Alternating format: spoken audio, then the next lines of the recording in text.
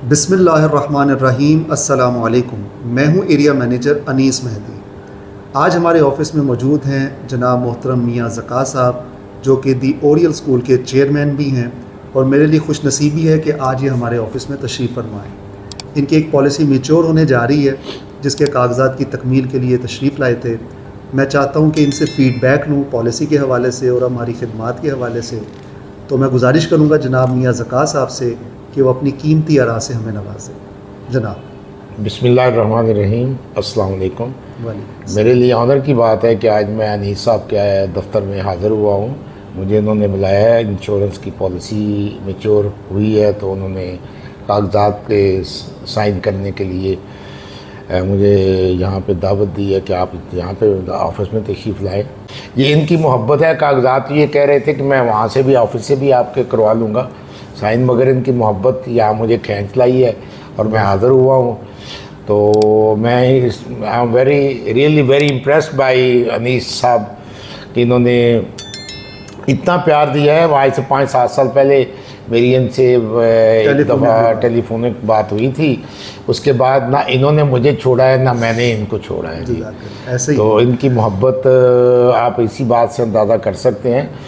Is a very good person, is a very good person.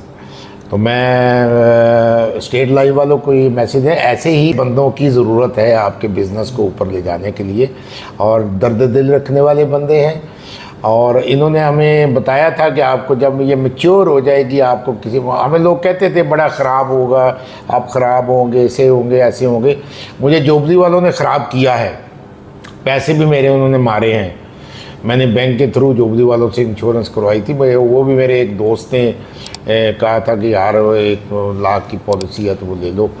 تو جب میں نے لے لی تو انہوں نے میں نے بس دوست تھا اس کے کہنے پہ بینک کی طرف سے لے لی، مگر بعد میں انہوں نے میرے ساتھ ہاتھ کیا کہ یہ تو جی ایسے تھا ایسے تھا ایسے تھا، وہ میچور نہیں ہوئے، بیچ میں میں نے پہ ڈراپ کر لی۔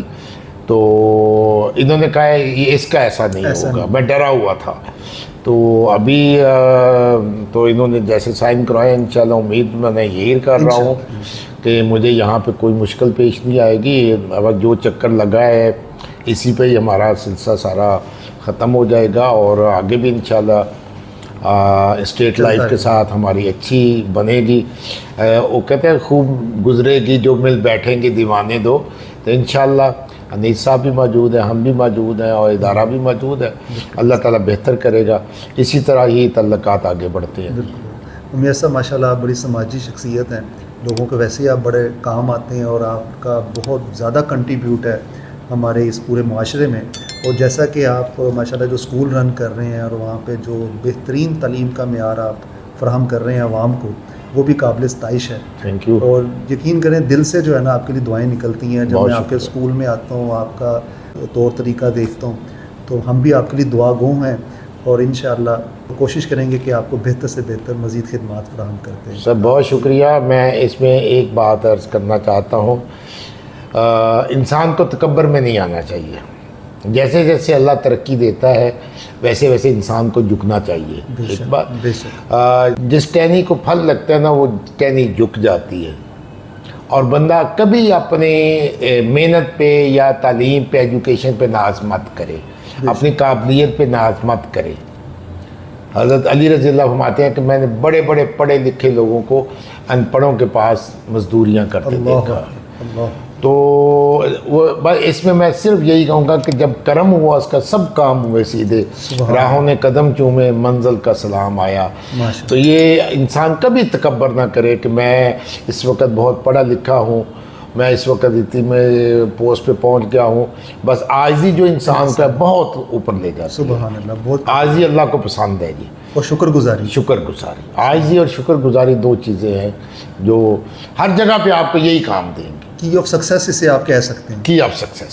سبحان اللہ، یعنی جتنی ٹہنی جھکے گی اتنا اس کو پھل لگے گا۔ پھل جتنا لگا ہوتا ہے، جس ٹہنی کو زیادہ پھل لگتا ہے وہ زیادہ جھک جاتی ہے، وہ اللہ کا شکر ادا کرتی ہے۔ سبحان اللہ، سبحان۔ تو جو اکڑتے ہیں، دیکھیں جو درخت فلیکسیبل نہیں ہوتا، جب اندھیری آندھی وغیرہ آتی ہے، جو فلیکسیبل ہوتا ہے وہ ٹوٹتا نہیں ہے، بہت خوب۔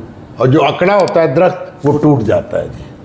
تو اپنے اندر فلیکسیبلٹی پیدا اور اللہ کریں. تعالیٰ فرماتے ہیں کہ اگر تم میرا شکر ادا کرو گے تو میں تمہیں اور زیادہ مزید دوں گا. کیا بات ہے، سبحان اللہ.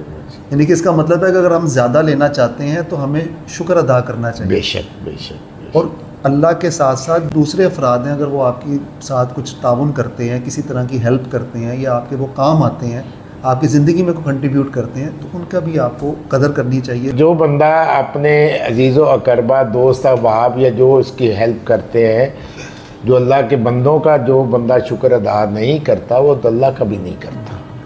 اللہ کا بھی شکر گزار نہیں ہے تو وہ جو کفران اپنے نعمت کرتا ہے. کفران نعمت کرتا ہے.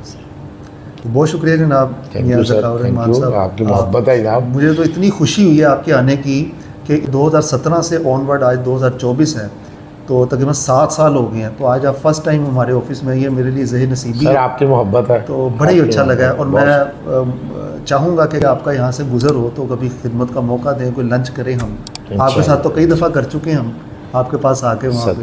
Welcome sir. آپ کر چکے ہیں تو آپ ہر بندہ اپنے اپنے مقدر کا کھاتا ہے، کوئی کسی کا نہیں کھاتا.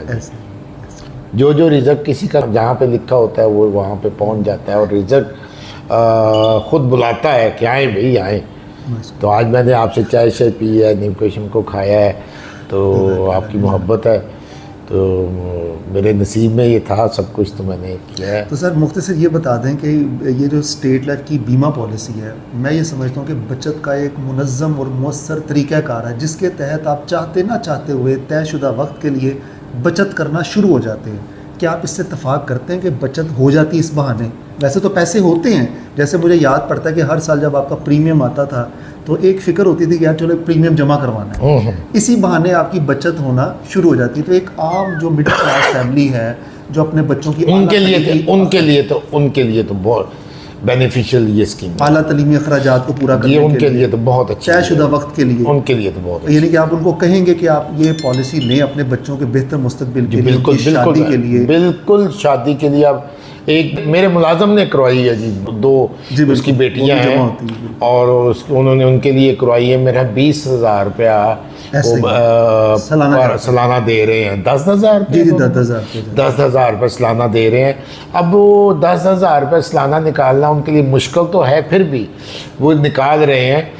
جب ان کو ایک ہینڈسم اماؤنٹ، ان کی جب بچی کی شادی آئے گی 10 لاکھ ان کو جب ملے گا، 16 لاکھ روپے ملے گا خیر سے، اور آنے والے کچھ 5-6 سالوں میں تو اس وقت وہ 16 لاکھ ان کے لیے بہت بڑی ہیلپ ہوگی، بہت بڑی ہیلپ ہوگی.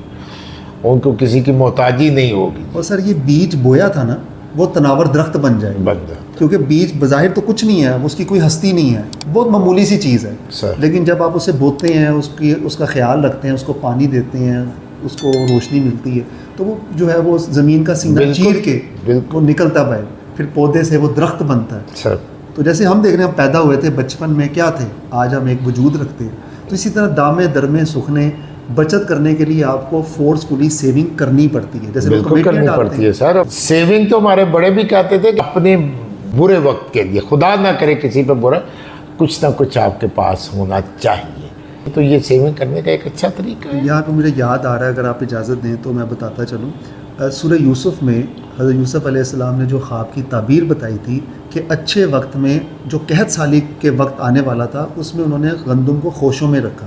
یعنی کہ جو آنے والے کل کی پلاننگ انہوں نے ریزرو کر کے پلاننگ کی، تاکہ قحط سالی میں وہی جو غلہ اناج ہے ان کے کام آ سکے. اسی طرح غزوہ خندق دیکھ لیں کہ بھی جنگ ہوئی نہیں ہے، پہلے اس کی پلاننگ کر لی. اٹس مین کہ ہمیں ذی شعور بنایا گیا ہے، ہمارے پاس عقل ہے کہ بیفور ٹائم ہم اس کو پلان کر لیں. ایسا نہ ہو کہ سر پہ جب پڑے اور اس وقت آپ جو ہے بھئی یارو مددگار ہوں، دوسروں کے اوپر آپ ڈیپینڈ کر رہے ہوں. تو قبل از وقت اگر آپ کے پاس اللہ تعالیٰ نے آپ کو بیٹی یا بیٹا دیا ہے تو اس کی تقاضی ہیں، اس کی جو ذمہ داری آپ نے پوری کرنی ہے، وہ دنیا میں کوئی دوسرا شخص وہ پوری نہیں کر سکتا. اس کے تعلیمی اخراجات، اس کے مستقبل کے معاملات سارے آپ نے مینیج کرنے. اور Pakistan is not welfare state like Canada, like UK. دوسرے ملکوں میں تو یہ ضرور ہے کہ وہاں آپ کو ایسی پریشانی کا سامنا نہیں کرنا پڑتا جی، وہ اسٹیٹ ذمہ دار ہے. بالکل، یہاں پہ اسٹیٹ ذمہ دار نہیں ہے، یہاں اسٹیٹ کسی چیز کی ذمہ دار نہیں ہے. تو جب نہیں ہے تو پھر ہمیں ذمہ داریاں خود اٹھانی پڑتی ہیں جی. تو سارا کچھ خود کرنا. شکریہ میاں صاحب، آپ نے ماشاءاللہ اتنا تفصیلی جو ہے ہمیں بتایا بھی ہے اس حوالے سے، تو بہت شکریہ. جزاک اللہ، گاڈ بلیس. بہت شکریہ سر. اسٹیٹ لائف کو سلوٹ ہے. جی مہربانی سر, تھینک یو ویری مچ. آپ کے مستقبل کی محافظ state life insurance corporation of Pakistan.